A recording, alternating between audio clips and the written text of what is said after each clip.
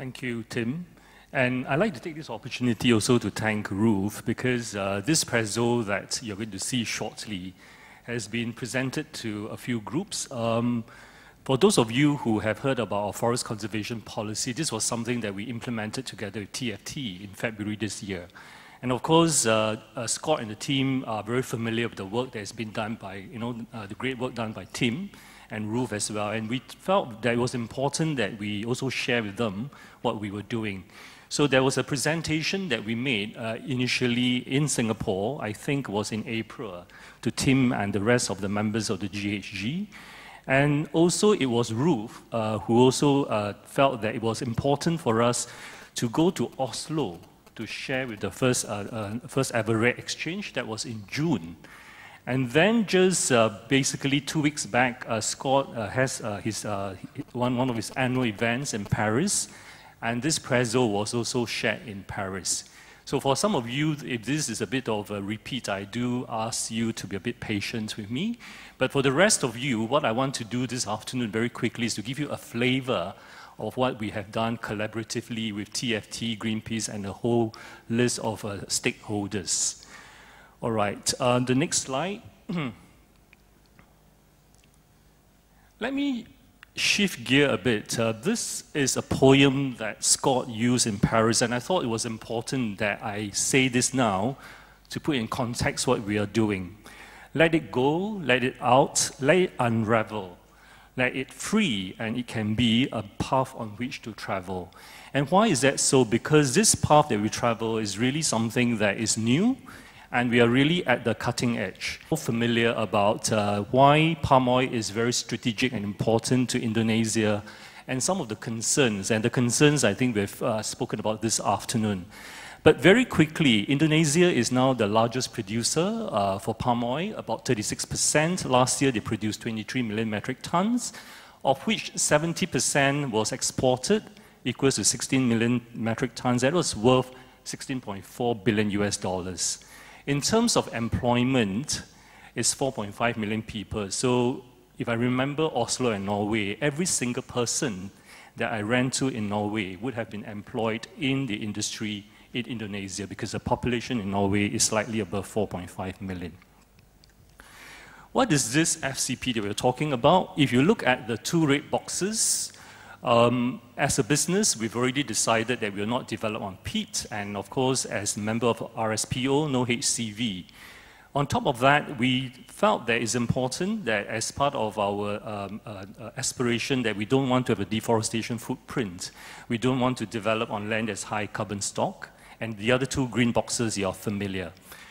What I'd like to emphasize here is that the end game of our FCP is that the area that we conserve will ultimately revert to its natural ecological function as a forest. And this policy applies to all the operations that we own as well as those that we invest in, regardless of stake.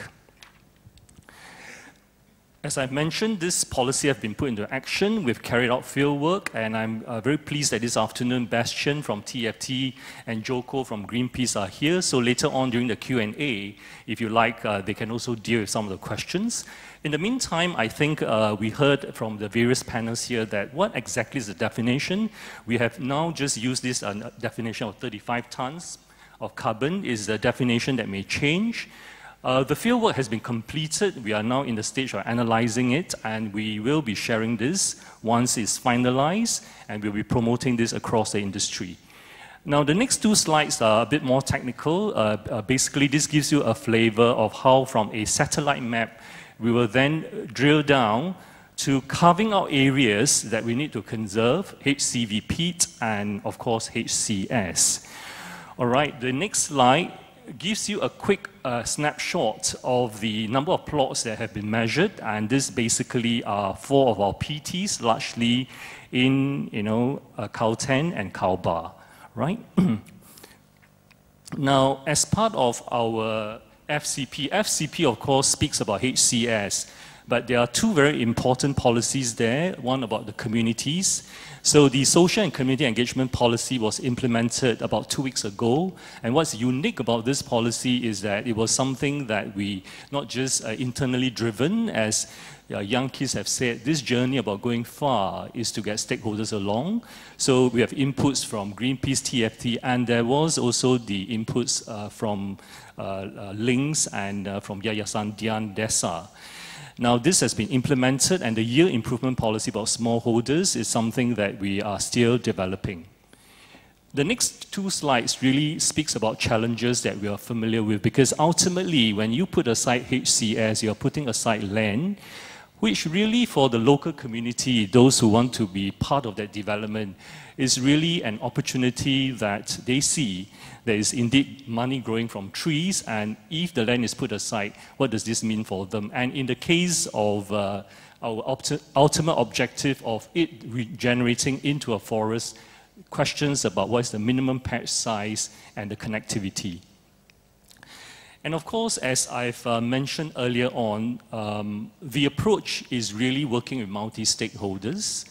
And even though this is a work in progress, we are confident because we believe that we have established a platform which, in the words of John Solvin, is something that is transformational and that is something that can be built on.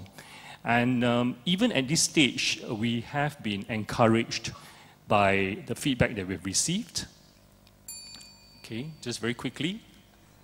Okay, this is a quote from the Norwegian Minister of Environment, and this is from Stephen O'Brien, the Minister for DFID in UK. I'm sorry I ran over my time, Tim. Thanks.